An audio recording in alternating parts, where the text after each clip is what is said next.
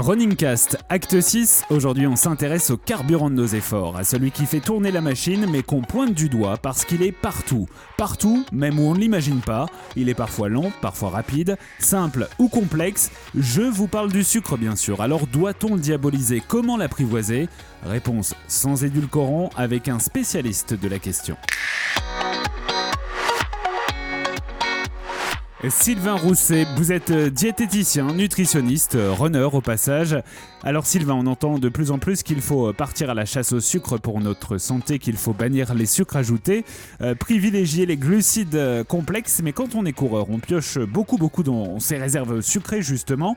Alors est-ce qu'on doit nous aussi faire attention ? Alors, le sportif, et particulièrement le sportif d'endurance, a des apports en sucre qui peuvent être augmentés par rapport à la population plus sédentaire. Par contre, les apports en sucre doivent être apportés à des moments spécifiques pendant la course et après la course, soit sous forme de boissons, donc de l'effort, ou de barres de céréales ou de gel. Mais surtout pas avant une course à pied. Pourquoi ? Parce qu'il y a un risque donc de diminution de la glycémie au début de la course à pied, ce qui est quelque chose de fort désagréable. Alors Sylvain, quand on va sur un ravitaillement pour refaire ses recharges de sucre, est-ce qu'il y a des sucres à bannir ? Des sucres à bannir, non. Ce qu'on va chercher, c'est avoir des sucres plutôt à index glycémique élevé qui vont permettre de maintenir une glycémie assez stable, d'économiser les stocks de glycogène qu'on aura pu constituer quelques jours avant la course. On va chercher donc à les épargner le plus possible pour nous amener jusqu'à la fin de la course quand on fait par exemple une course longue style semi-marathon ou marathon.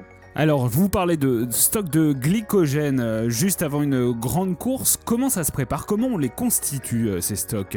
Tout simplement, on fait une charge glucidique. En fonction de la distance, on calcule un certain nombre de grammes de glucides par kilo de poids. Et donc, on fait une petite répartition de cette charge glucidique sur toute la journée, toutes les 2 heures, pour arriver à un total de, par exemple, 8 à 10 grammes de glucides par kilo de poids sur la journée. Et on fait ça donc une fois, 3 jours avant l'échéance. Et après, donc, on reste calme sans effort, avec des repas avec une charge glucidique normale, c'est-à-dire environ 5 grammes par kilo de poids. Ok, donc là on repart sur un régime plus classique. Et après la course, j'imagine que nos réserves glucidiques sont appauvries. Est-ce qu'il faut les reconstituer tout de suite ? Comment ça se passe ? Alors effectivement, après la course, il faut bien reconstruire les stocks de glucides. On va privilégier plutôt des glucides à index glycémique élevé, donc qui vont passer rapidement dans le sang. Et puis on va utiliser donc la fenêtre métabolique. Donc la fenêtre métabolique, en fait, qu'est-ce que c'est ? C'est une espèce de journée porte ouverte pour les cellules qui vont absorber le glucose sans effort. Merci à vous Sylvain Rousset, merci à vous aussi d'avoir écouté ce podcast. Vous êtes de plus en plus nombreux à suivre Runningcast et rien que pour ça, je tenais franchement à vous remercier. N'hésitez pas à partager, à liker, à vous abonner, mais aussi à proposer des sujets, pourquoi pas.